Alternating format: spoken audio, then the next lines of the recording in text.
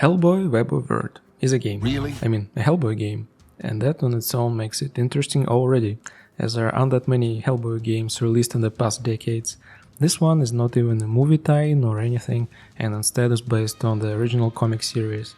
Quick reminder that it's all subjective what I'm about to be mumbling about here, so let's get to the good stuff. They replicated hand-drawn art style of the comic series creator Mike Mignola, who was actively involved in creating game's narrative and whose name is right there in the title. Prioritizing the stylized looks was a good decision in my opinion and works really well for a game without a beefy budget, as a lot of the surroundings are rather abstract and wouldn't look great without the strong art direction. Monster and character designs are awesome. I mean, look at them, very punchable. Crap, this guy's big.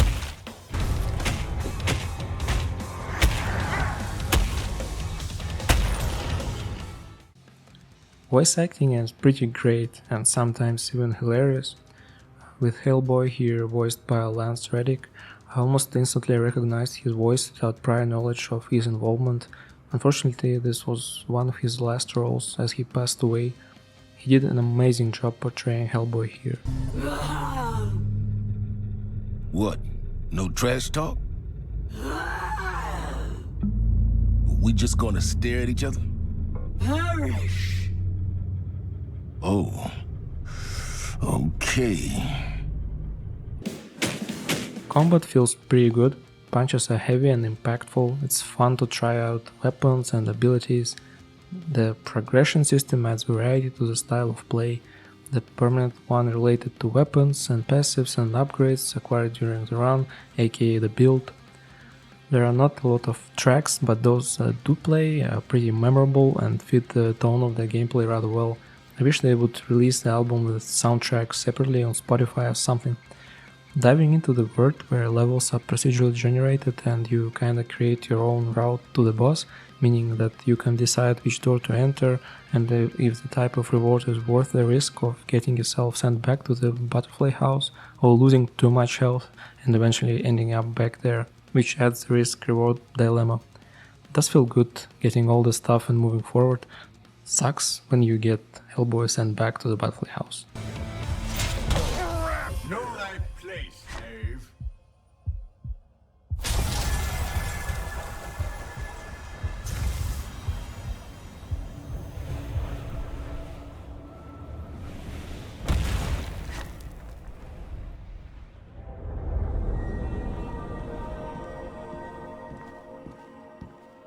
Game Hub, the previously mentioned butterfly house, it's fun to see it change throughout your playthrough, and when you finally get somewhere further, characters are reflecting on that.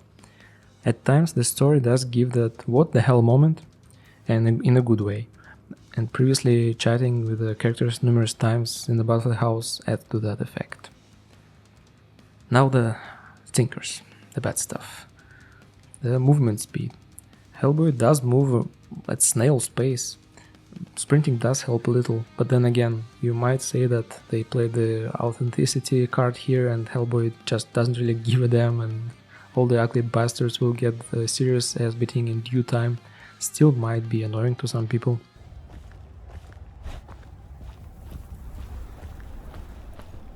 "2,000 years later." The reload speed, yeah, there are perks to make it faster, but still it felt like in order to use the weapon more than once during a fight, and that if you didn't forget to reload it beforehand, as it doesn't auto-reload, you almost have to start looking for exploits, like staying behind the pillar while monster freaks are valsing around and stuff like that. I know you'll say it's a skill issue, and it might very well be, but at times when there are more than one tough enemy actually being aggro and attacking, it feels like the game doesn't really allow you to deal with such situation when you're attacked by multiple enemies like that. The way combat works here, you get locked in an arena with enemies and can't exit until the last piece of ass is kicked. Enemies are not especially rich in variety, but it works. Generally there are minions who you kill to get the shield things, and a variety of either main or supporting enemy characters, meaning the healing one or one with ranged attacks, plus the main one being aggro and wanting to end Hellboy as soon as possible. When there are multiple aggro enemies, that's when you're screwed, unless Hellboy has some crowd control abilities or weapon like a grenade launcher equipped. Although enemy visuals are great, there's a little variety. That's about it. The buggy. Oh boy. Honestly, I could have scrapped the bad section and just fill it with this one instead, because the real bad aspects of the game are major bugs. So the game is made with Unity engine and has a number of buggers that are very eager to ruin your experience.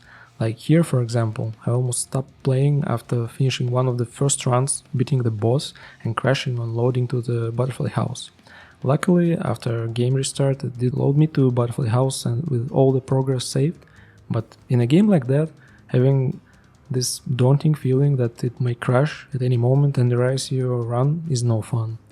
And also I had a similar crash like that. Here we go again. What made me quit the game altogether is when in the middle of the run after loading, a bunch of objects along the ground didn't load and characters started falling down, and you guessed it, ended up in Butterfly House. Only this time, with all the progress scrapped.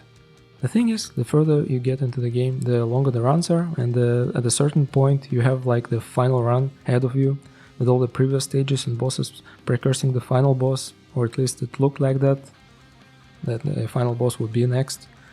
But bugs like that are just criminal in roguelikes and roguelites and such. That's where I had to stop, as the time investment just no longer seemed worth it.